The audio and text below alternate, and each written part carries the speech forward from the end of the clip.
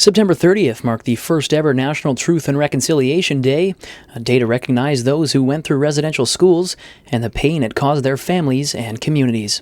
The Westbank First Nation hosted an outdoor gathering which featured a moment of silence, as well as a drumming ceremony and speeches from Indigenous people. Chief Derrickson of the Westbank First Nation called today an emotional one.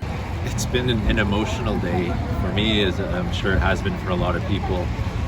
Just remembering not only the 215 kids that didn't make it home, but the ongoing trauma that Indigenous peoples and communities across Canada continue to suffer because of residential schools, colonial policies, and ongoing racism and systemic racism in Canada. Chief Derrickson also says he has hope in Canadians to do the right thing and continue healing relationships with Indigenous communities. I have more hope in Canadians in general to do the right thing and to start to get educated about the past and to understand what has created this legacy in Canada, and to get past the stereotypes and the racist remarks or thoughts about who Indigenous people are, and to start to understand who we are as a people, and to realize that we did not choose the current state of our communities.